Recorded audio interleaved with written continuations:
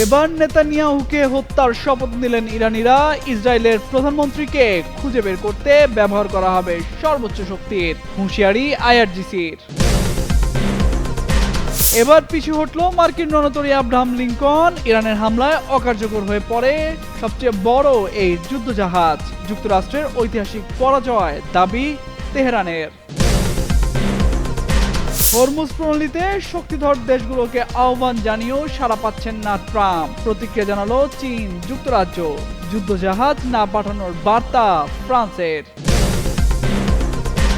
Iran Israel সংঘাতের মধ্যেই ক্ষেপলেন Kim. পারমাণবিক অস্ত্রবাহী রকেটের পরীক্ষা চালালো উত্তর কোরিয়া। শত্রুদের ভয় দেখাতেই এই মহড়া, দাবি পিয়ংইয়ংয়ের। লেবাননের মুহুর্মুহুর হামলায় কেঁপে উঠল ইসরায়েল। একযোগে চালানো হয় কামান থেকে গোলাবর্ষণ, রকেট হামলা। বিদ্রোহী গোষ্ঠীর দায় স্বীকার।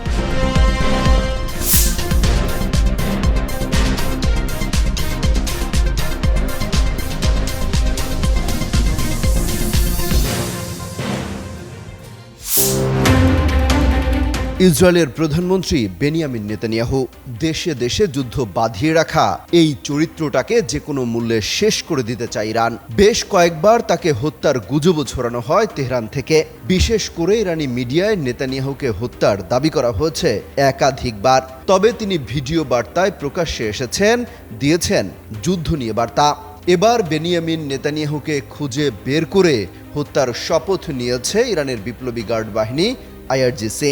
ইরানি সংবাদ মাধ্যমের বরাত দিয়ে জানা গেছে, আইআরজিসি এক বিবৃতিতে বলেছে, এই শিশু হত্যাকারী অপরাধী যদি জীবিত থাকে তাহলে তাকে খুঁজে বের করতে এবং হত্যা করতে আমাদের পূর্ণ শক্তি ব্যবহার করব। এদিকে ইরান দাবি করেছে তারা সংযুক্ত আরব আমিরাতের আল ধাফরা বিমান ঘাঁটিতে অবস্থিত মার্কিন বাহিনীকে লক্ষ্য করে 10টি ক্ষেপণাস্ত্র এবং বিপুল সংখ্যক ড্রোন দিয়ে হামলা চালিয়েছে। ইরানি সংবাদ সংস্থাগুলো প্রচারিত বিবৃতিতে বলা হয়েছে, আইআরজিসি সফলভাবে এই হামলা পরিচালনা করেছে। তবে এই হামলায় ক্ষয়ক্ষতির পরিমাণ সম্পর্কে তাৎক্ষণিক বিস্তারিত কিছু জানা যায়নি। এই যুদ্ধে এখন পর্যন্ত ইরান, যুক্তরাষ্ট্র এবং ইসরায়েলকে এক চুলো ছাড় দিতে নারাজ। ইরান মার্কিন ইসরায়েল যুদ্ধ যেন থামছেই না। লড়াই প্রতিদিন নিচ্ছে নতুন মোড়। নানা কৌশলে চলছে শত্রুপক্ষকে ধরাশায়ী করার চেষ্টা। এরই প্রেক্ষিতে এবার মধ্যপ্রাচ্যে আরও মার্কিন সেনা ও নতুন রণতরী মোতায়েন করা হচ্ছে। শনিবার দুই মার্কিন কর্মকর্তার বরাতে সংবাদ মাধ্যম সিবিএস নিউজ এ তথ্য নিশ্চিত করেছে। মার্কিন কর্মকর্তাদের বরাতে সিবিএস এর প্রতিবেদনে বলা হয় যে সেনাদের নতুন করে মোতায়েন করা হচ্ছে তারা পানি এবং ভূমি উভয় ক্ষেত্রে কাজ করতে সক্ষম। এই সেনাদের নেতৃত্ব দেবে amphibious assault রণতরী USS ত্রিপলি। Amphibious assault রণতরী হলো এক ধরনের শক্তিশালী রণতরী যা সমুদ্র থেকে স্থলভাগে সৈন্য, যুদ্ধযান এবং হেলিকপ্টার নামানোর জন্য ব্যবহৃত হয়। এদিকে বিবিসির একটি প্রতিবেদনে বলা হয়, ইউএসএস ত্রিপলির নেতৃত্বাধীন ইউনিটে সাধারণত প্রায় 5,000 নাবিক ও সেনা থাকে, যারা কয়েকটি যুদ্ধজাহাজে ভাগ হয়ে অবস্থান করে। এর আগে প্রেসিডেন্ট ডোনাল্ড ট্রাম্প দাবি করেন, হরমুজ প্রণালীর খার্গ দ্বীপে ইরানের সামরিক অবকাঠামো সম্পূর্ণভাবে ধ্বংস করে দিয়েছে যুক্তরাষ্ট্রের বাহিনী। এটি বৈশ্বিক তেল পরিবহনের জন্য অত্যন্ত গুরুত্বপূর্ণ একটি জলপথ।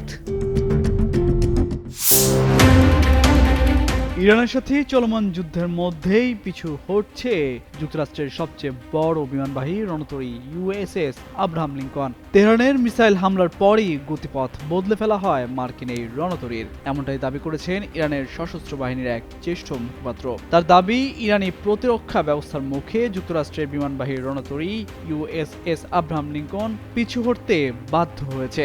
শনিবার এক বিবৃতিতে ইরানের সশস্ত্র বাহিনীর মুখপাত্র আবুল ফাজল শেকারচি বলেন, ইরানের শক্তিশালী প্রতিরোধের কারণে ওই মার্কিন রণতরী কার্যত অকার্যকর হয়ে পড়ে এবং এলাকা ছেড়ে সরে যেতে বাধ্য হয়। এটি যুক্তরাষ্ট্রের সামরিক শক্তির জন্য একটি ঐতিহাসিক, যা ভবিষ্যতে ইতিহাসে উল্লেখ করা হবে বলে দাবি করেন তিনি।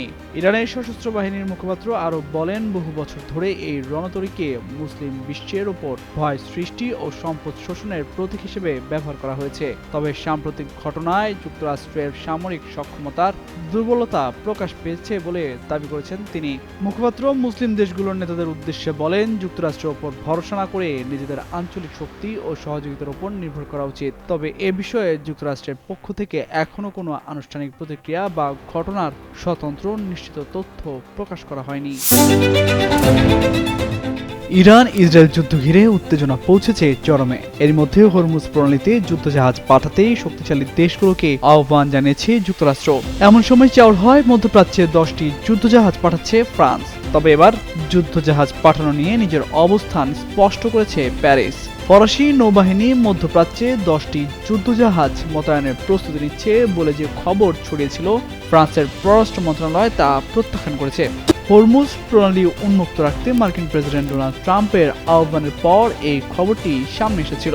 সামাজিক যোগাযোগ মাধ্যম এক্সে এক পোস্টে ফ্রান্সের পররাষ্ট্র মন্ত্রণালয় জানিয়েছে, মধ্যপ্রাচ্যে যুদ্ধজাহাজ পাঠানো হয়নি। রণতরী পূর্ব ভূমধ্যসাগরেই অবস্থান করছে। ফ্রান্সের অবস্থান অপরিবর্তিত, আত্মরক্ষামূলক ও সুরক্ষামূলক। এর আগে গেল শনিবার মার্কিন প্রেসিডেন্ট ডোনাল্ড ট্রাম্প তার নিজের মালিকানাধীন ট্রুথ সোশ্যালে লিখেছিলেন, তিনি আশা করছেন চীন, ফ্রান্স, জাপান, দক্ষিণ কোরিয়া এবং যুক্তরাজ্য হরমুজ প্রণালীতে যুদ্ধজাহাজ পাঠাবে যেন ইরানের কারণে এটি আর হুমকির মুখে না থাকে। তবে ট্রাম্পের এমন আহ্বানে শক্তিশালী এসব দেশ তেমন সাড়া দিচ্ছে না।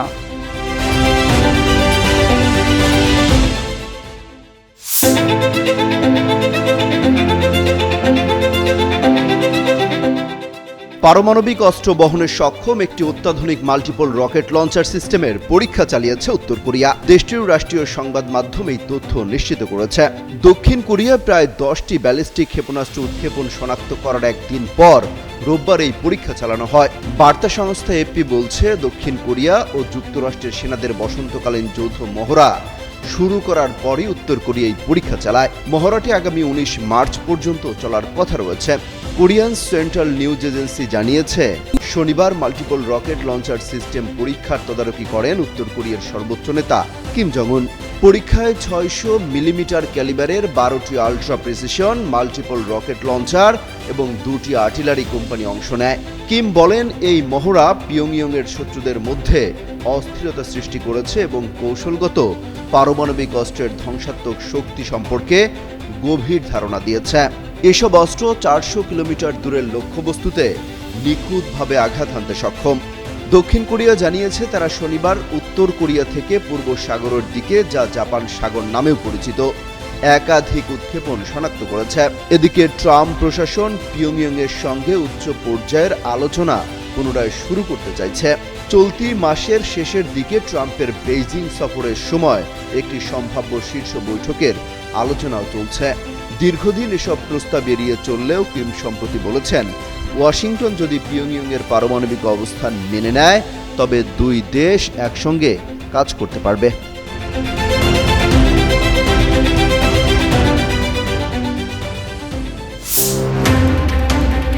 ইরান মার্কিন ইসরায়েল যুদ্ধের মধ্যেই লেবানন ইসরায়েল সীমান্তে চলমান উত্তেজনার পারদ আরও বেড়েছে। এবার ইসরায়েলি সেনাদের লক্ষ্য করে নতুন করে রকেট ও কামান থেকে গোলা বর্ষণ করেছে লেবাননের বিদ্রোহী গোষ্ঠী। রোববার ভোররাত থেকেই সীমান্তের বিভিন্ন পয়েন্টে এই হামলা চালানো হয় বলে গোষ্ঠীটির পক্ষ থেকে নিশ্চিত করা হয়েছে। তারা জানায়, ইসরায়েলের কফার ইউভাল বসতির উত্তরে অবস্থিত কাফ হিল সাইটে মোতায়েন করা ইসরায়েলি সেনাদের লক্ষ্য করে এক ঝাঁক রকেট নিক্ষেপ করা হয়েছে। এই হামলার কিছুক্ষণ পরই লেবাননের সীমান্ত সংলগ্ন শহর মেইস আল জাবালের ঠিক বিপরীতে অবস্থিত জিবিয়া পয়েন্টে অবস্থানরত ইসরায়েলি সেনাদের ওপর কামান থেকে ব্যাপক গোলাবর্ষণ করা হয়। রোববারের এই হামলাগুলোর মাধ্যমে দিন শুরু হতেই ইসরায়েলি বাহিনীর ওপর অন্তত 4টি বড় ধরনের আক্রমণের দায় স্বীকার করল লেবানন ভিত্তিক গোষ্ঠীটি। সীমান্ত এলাকায় দুই পক্ষের মধ্যে গত বেশ কিছু সময় ধরে চলা তীব্র লড়াইয়ের অংশ হিসেবেই এই হামলাগুলো চালানো হয়েছে।